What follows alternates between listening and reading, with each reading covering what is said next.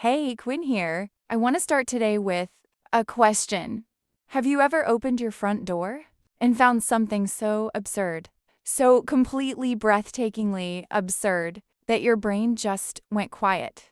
For a moment, not angry, not scared, just quiet, like the part of you that processes language needed a second to catch up.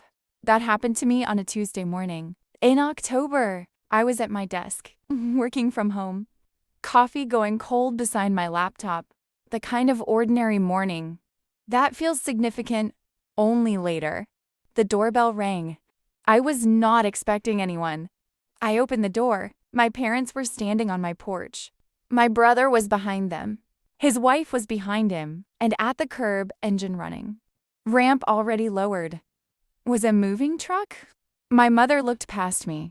Into my house, the way someone looks at a room. They are already mentally rearranging. She said, "We need you to start packing. Your brother and his wife are moving in this weekend." I stood in my doorway. The doorway of the house I had saved for 7 years to buy. The house that had my name on the deed. My name alone. And I thought very clearly, very calmly, no. Just that. No. My name is Quinn, and this is the story of the day I finally stopped being the family member whose life was considered available for other people's use. Let me tell you who I am before I tell you what happened, because I think it matters. I am a software engineer, senior level, healthcare industry. I've been writing code since I was 19 years old. First for free, then for internship wages, then for a salary that grew every year as I got better at what I do. I am 35 now. I have been financially independent since I was 22. Not because anyone handed me anything, because I worked, because I saved, because I made decisions. That cost me things in the short term. The holiday I did not take. The car I did not upgrade. The years of packed lunches and secondhand furniture in order to have something solid in the long term. The house was the long term. I had looked at that house for 2 years before I bought it. A 3-bedroom craftsman. Older. Good bones. A sunroom. At the back, the previous owners had used as storage, and I had immediately seen as something else. I saved the deposit myself.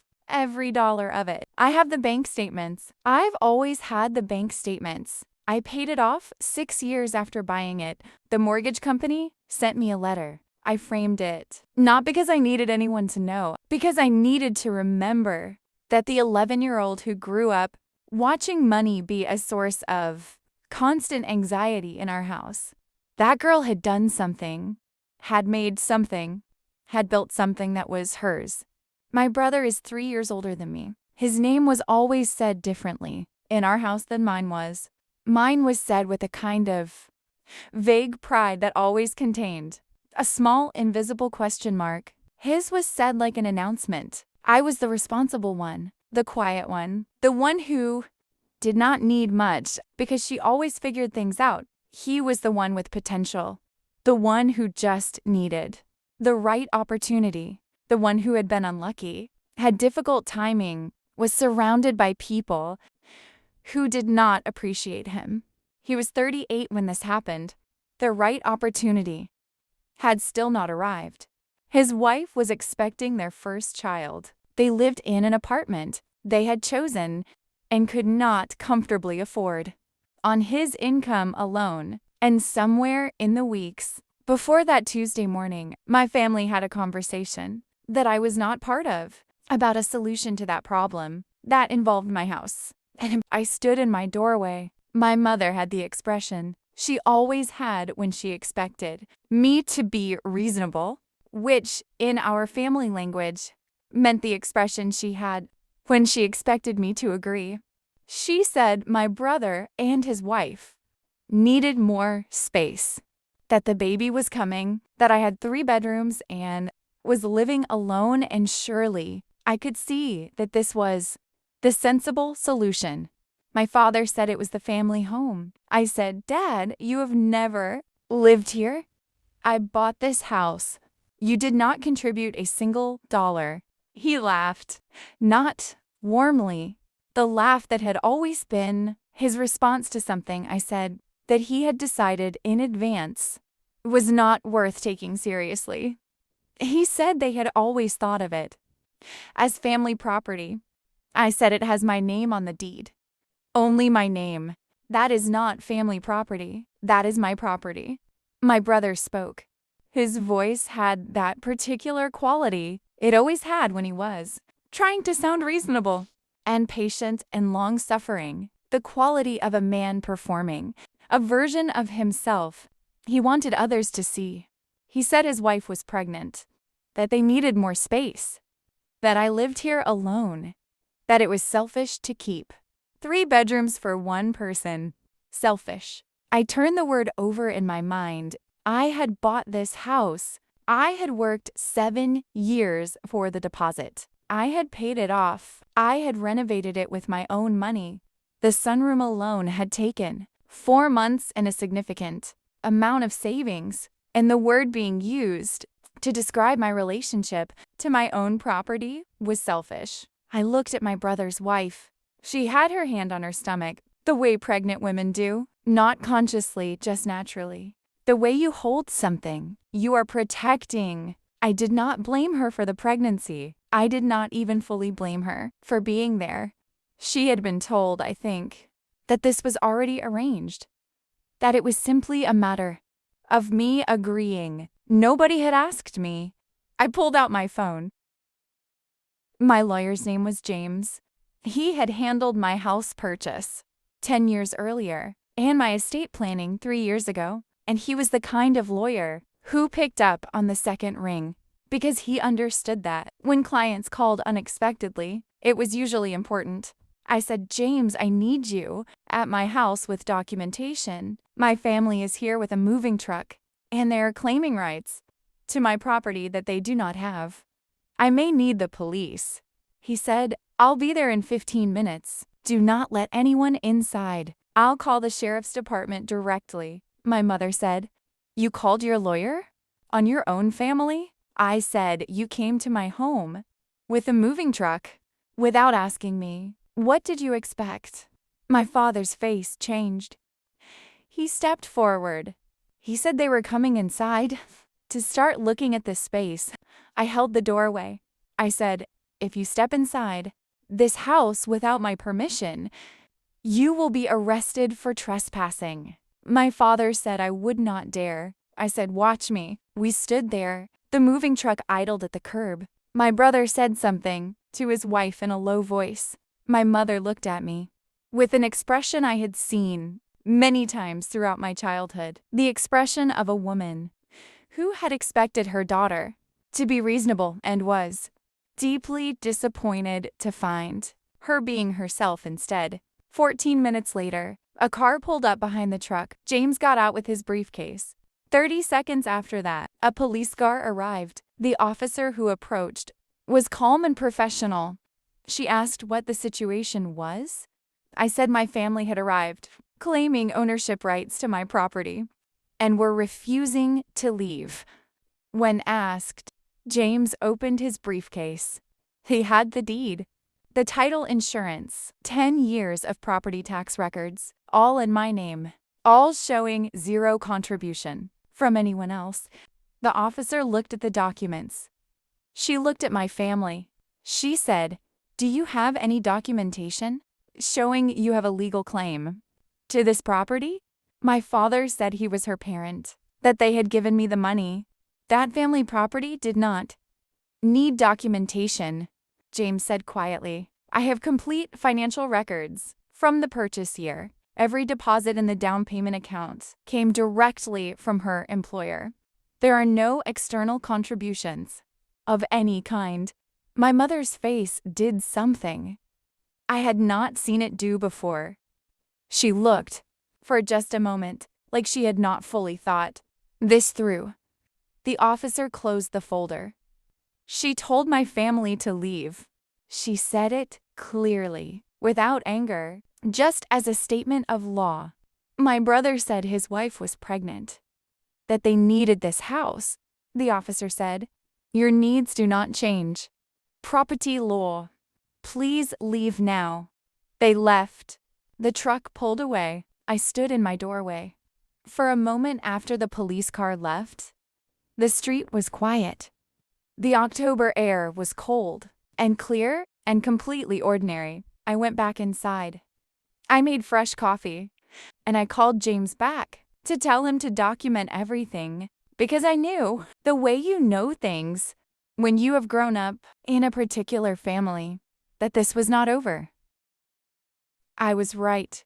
Over the following week, 43 phone calls came in from numbers I recognized and numbers I did not. Aunts, uncles, cousins, people I had not spoken to in years, suddenly deeply invested in my housing decisions. I was selfish. I was cruel. I was destroying the family. My grandmother, who had been gone for 6 years, would have been heartbroken. I listened to the first few, then I stopped listening. My brother posted on social media a long post carefully written in the language of a wronged man. His heartless sister, his pregnant wife, the family home being withheld. The cruelty of someone who had more than she needed, refusing to share with family. It was shared widely. Old school friends, distant relatives, people I had not thought about in a decade suddenly had strong opinions about my living situation. I screenshotted everything. I sent it to James. He said, "This is defamation. Every claim he has made is false, and provably so. I can have a cease and desist drafted by tomorrow." I said, "Do it." The letter arrived at my brother's apartment 3 days later, via certified mail. He called 61 times. In the following 2 hours, I did not answer once. My mother called from a different number. She said I had sent legal threats to my own brother. I said he had publicly lied about me to hundreds of people. She said he was upset that his wife was struggling, that they could not afford anything bigger. I said, "That is not my problem to solve by giving up something I built myself." She said I had been raised to care about family. I said, "You raised me to believe his needs came before mine." I spent 32 years believing that. I don't believe it anymore. She hung up. I sat for a moment. Then I opened my laptop and went back to work because I had a job, and the job did not pause for family drama. 2 weeks later, I came home from the office, and my key did not work. My locks had been changed. I was right. Over the following week, 43 phone calls came in from numbers I recognized and numbers I did not. Aunts, uncles, cousins, people I had not spoken to in years, suddenly deeply invested in my housing decisions. I was selfish. I was cruel. I was destroying the family. My grandmother, who had been gone for 6 years, would have been heartbroken. I listened to the first few, then I stopped listening. My brother posted on social media a long post carefully written in the language of a wronged man. His heartless sister, his pregnant wife, the family home being withheld. The cruelty of someone who had more than she needed, refusing to share with family. It was shared widely. Old school friends, distant relatives, people I had not thought about in a decade suddenly had strong opinions about my living situation. I screenshotted everything. I sent it to James. He said, "This is defamation. Every claim he has made is false, and provably so. I can have a cease and desist drafted by tomorrow." I said, "Do it." The letter arrived at my brother's apartment 3 days later, via certified mail. He called 61 times. In the following 2 hours, I did not answer once. My mother called from a different number. She said I had sent legal threats to my own brother. I said he had publicly lied about me to hundreds of people. She said he was upset that his wife was struggling, that they could not afford anything bigger. I said, "That is not my problem to solve by giving up something I built myself. She said I had been raised to care about family. I said, "You raised me to believe his needs came before mine." I spent 32 years believing that. I don't believe it anymore. She hung up. I sat for a moment. Then I opened my laptop and went back to work because I had a job, and the job did not pause for family drama. 2 weeks later, I came home from the office, and my key did not work. My locks had been changed. I sat in my car. I called James first. Then I called the police. Then I called my parents' number. My father answered. He said my brother had changed the locks, that he and his wife had moved in. That morning, that I could collect my things if I was prepared to be reasonable, I felt something very cold and very clear settle over me. I said, "My brother used a copy of a spare key I removed 6 years ago, which means he had been planning this. He has broken into my home, changed my locks without authorization, and is illegally occupying my property. I am calling the police now. The charges will be burglary and criminal trespassing." My father said I would not dare. I said, "You keep saying that." I hung up. The police arrived in 8 minutes. I showed them everything. Did driver's license with this address, utility bills, property tax statements, 10 years of documents, all with my name and only my name. They entered my house with my permission as the legal owner. They found my brother and his wife in my bedroom. My belongings were in garbage bags in the garage.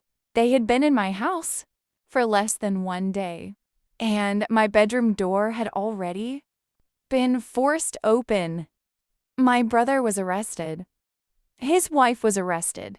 My parents arrived. As the police car was leaving, my mother screamed at me from the driveway. I stood on my porch. I watched them. I did not scream back. I said, "You taught him that my things were available to him. You taught him for 38 years that what was mine could be his if he needed it enough. This is the result of that lesson. I did not create this situation. You did." My father looked at me for a long moment. Something moved across his face that I did not have a name for. Then he turned away.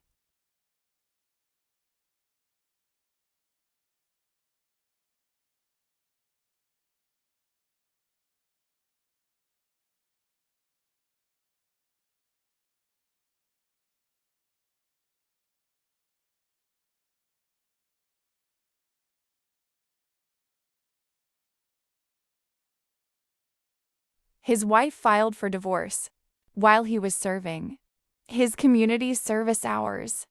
She moved back to her family. The baby, a girl, was born 2 months after the trial ended. He has supervised visits. My parents live in a small apartment, now cramped, tight, supporting a son in his late 30s who has a criminal record and limited employment options. Because of it, my father had to delay retirement. My mother's health has declined. Stress-related, her doctor said. She called me once from a number I did not recognize. She said I had made my point. That enough was enough. That family was family.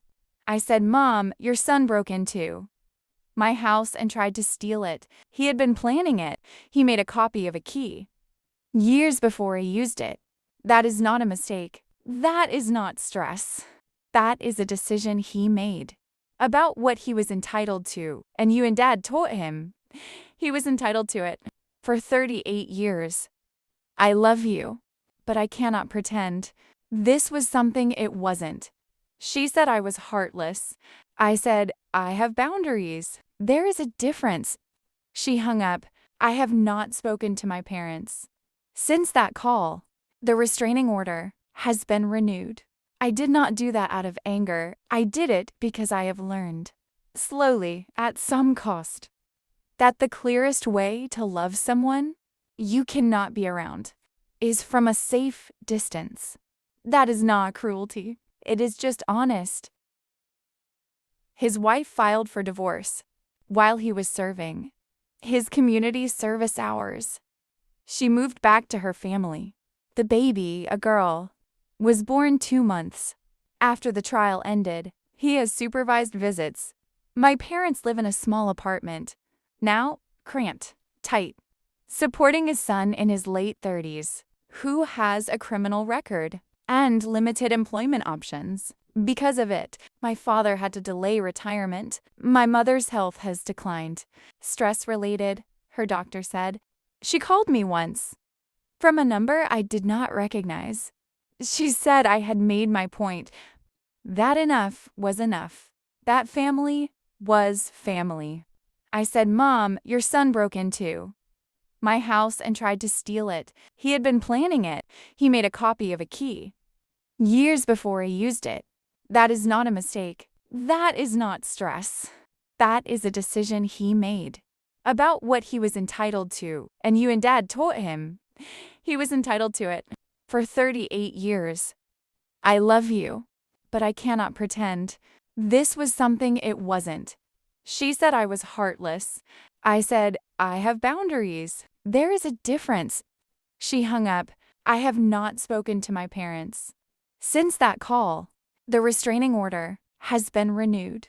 I did not do that out of anger. I did it because I have learned, slowly, at some cost, that the clearest way to love someone you cannot be around is from a safe distance. That is not cruelty. It is just honest. 8 months after the trial, I got a message from my cousin. Her name's not important. She had been one of the ones who had called me heartless. When the social media posts were going around, she wrote, "I owe you an apology. My parents just asked me to co-sign a loan for my brother's failed business. When I said no, they called me selfish and said I was destroying the family. I thought you were cruel. When all of this happened, now I think you were just the first one who was brave enough to say no out loud. Can we talk?" We had coffee the following week. I told her everything, not to convince her of anything, just honestly, about the house, about the years before it, about what it had cost to finally stop arranging my life around other people's comfort at the expense of my own. She asked, "Didn't it destroy you, losing all of them at once?" I thought about it. I said, "They were only there when I was giving them something, when I stopped giving, when I started protecting what was mine. They disappeared." That tells you something about what the relationship was. You don't lose a family. When you set boundaries, you discover whether you had one. She started therapy the following month. She told me recently it was the best decision she ever made. I told her I understood. I renovated the bedroom they had damaged, took out the old carpet, put in hardwood, new paint, a color I had been wanting to try for years and had never committed to. It is my favorite room now. I got a promotion last year, the kind of promotion that changes what your financial future looks like. That makes the numbers on the spreadsheet do something. That 11-year-old me, watching her mother go over bills at the kitchen table, could not have fully imagined. I am seeing someone. He's a good person, careful, thoughtful, the kind of man who asks questions and actually waits for the answers. He came to the house for the first time on a Sunday afternoon and stood in the sunroom, the one I had renovated years ago, the one that had been storage when I bought the place, and he looked at it for a moment. He said, "You built this." Not a question, just a recognition. I said yes. He said, "It shows." I made tea. We sat in the sunroom in the October light, the same October light as the morning of the moving truck 1 year later, and it was quiet and warm and entirely mine. People ask if I feel guilty. Honestly, no. Not because I am hard, not because I do not care, but because I have spent a long time understanding the difference between guilt And grief. Guilt is when you have done something wrong. Grief is when you have lost something you wished had been different. I grieved the family I wished I had. Parents who were proud of both their children equally. A brother who celebrated my success instead of resenting it. A family where love was not conditional on sacrifice. I grieve that family, but I do not feel guilty for refusing to fund a dynamic that treated me as a resource rather than a person. My therapist, I started going about 6 months after the trial. She has a phrase for what? I grew up being the designated sacrifice, the family member whose achievements are considered threatening and whose resources are considered available, the one who is told in 100 small ways over a lifetime that their needs come last and their things come free. I was that person for 32 years. I am not that person anymore. It cost me relationships that were only working while I was playing that role. I do not miss the role. I miss the fantasy of what those relationships could have been. That is a real loss, and I hold it honestly, but I would not go back. Not for anything. If you are somewhere right now being called selfish for protecting something that belongs to you, I want you to hear this. Selfish is a word that certain people use when you stop giving them what they believe they are owed. It is not a description of you. It is a description of their expectation. You are allowed to own things. You are allowed to protect them. You are allowed to say, clearly, legally, without apology, this is mine, and you do not have access to it. That is not cruelty. That is how a person who respects themselves moves through the world. The house is worth more now than I paid for it. My name is still the only name on the deed. The sunroom gets good light on October mornings, and I have a cup of coffee there every day before work. Quiet, unhurried, in a space nobody else decides anything about. Men. Completely, entirely, permanently mine. I am Quinn. Thank you for being here tonight. If any part of this story felt familiar, if you recognized something in it that you have been trying to put words to, share it with someone who needs to hear it. Leave me a comment. Tell me, what was the thing you finally protected? Subscribe for a new story every week. Take care of yourselves. Good night.